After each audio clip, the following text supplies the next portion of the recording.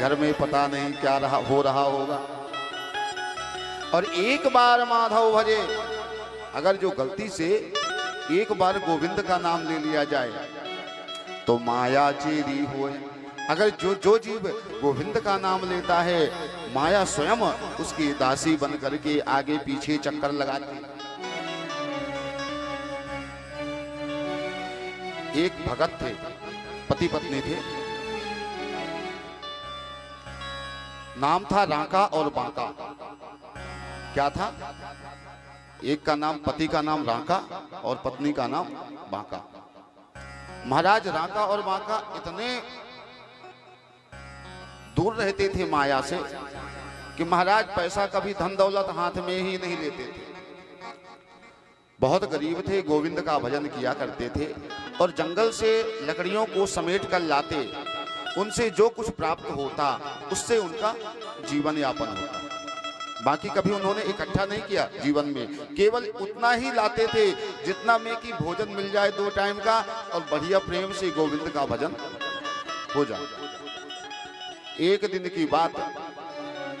अच्छा, एक और नियम था कि हरी लकड़ियों को काटना नहीं, हरी लकड़ियों को काटना नहीं है। जो सूखी लकड़ी मिल जाए, देखो हरे वृक्ष में प्राण होते हैं, वृक्ष में भी तो हमारा गोविंद है, सभी जीवों में गोविंद है, पशु पक्षियों सभी में गोविंद है, तो क्या हम वृक्ष में गोविंद नहीं है?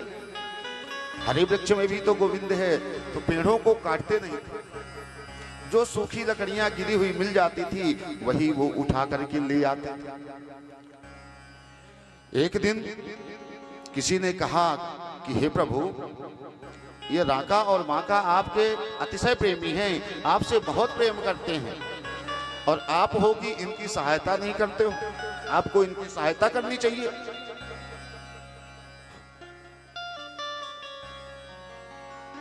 बोले कि मैं सहायता तो करना चाहता हूं,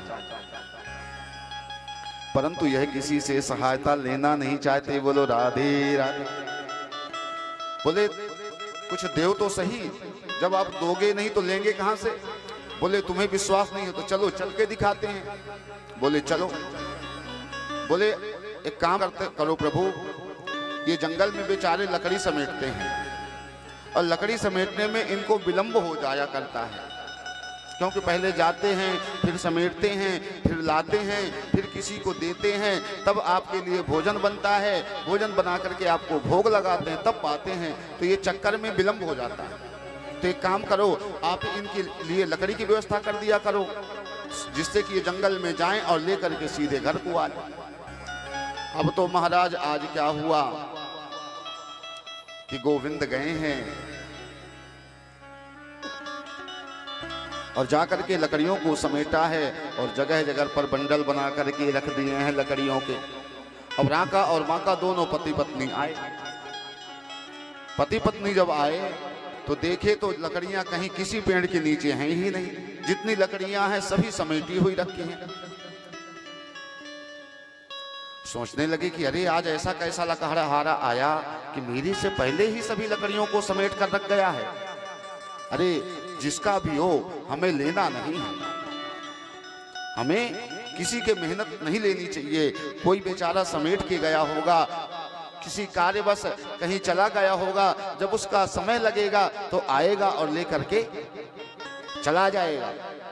तो इसलिए हमें इसकी लकड़ियां नहीं लेनी है। महाराज पूरा जंगल घूम लिया, परंतु हमारे गोविंद ने तो सभी लकड़ियां समेट के रख दी। जंगल में कोई लकड़ियां मिली नहीं।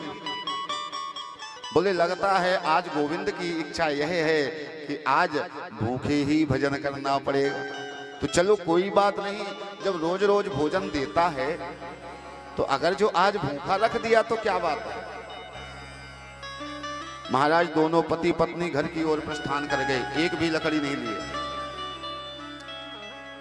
भगवान कह रहे हैं भक्त से, देखो तुम कहते थे ना इसकी सहायता करो, ये ऐसा है पक्का वैराग कि कतई माया की तरफ तो जाना ही नहीं। बोले यह देख लो लकड़ियां नहीं लिया।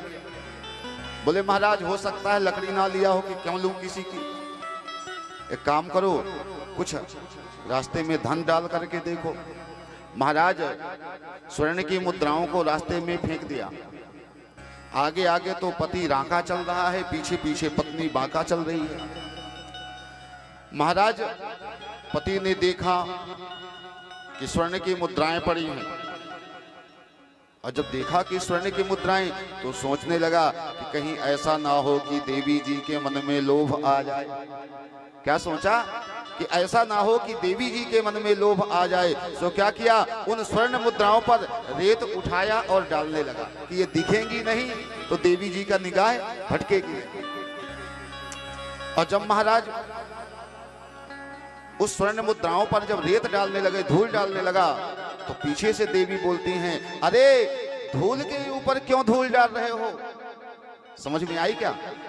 कहने का अर्थ यह है कि जो पत्नी है उससे भी ज्यादा बैरागी है, उसको तो स्वर्ण मुद्राएं दिखी, देखने में लगा कि ये सोना है, परंतु वो देख करके भी कह रही है कि ये तो मेरे लिए धूल के ही समान है।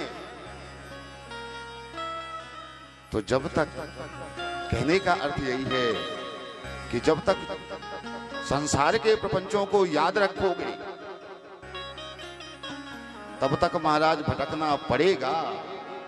इसलिए ज्यादा ना हो सके तो 24 घंटे में 4 घंटे तो भजन करना चाहिए। किसी ने कहा महाराज कितना भजन करना चाहिए? बोले 24 घंटे में कम से कम 4 हिस्सा कर लो, 6 घंटे कमा लो। भाई परिवार भी है तो कमाना भी आवश्यक है। 6 घंटे सो लो। बोले अच्छा ठीक है, और 6 घंटे और काम कर लो, दुनिया के जो काम हैं, और 6 घंटे भजन कर लो। बोले महाराज और तो सब ठीक है पर 2 बात गलत है। बोले कौन कौन सी? बोले 6 घंटे भजन बहुत हो जाएगा महाराज, 6 घंटे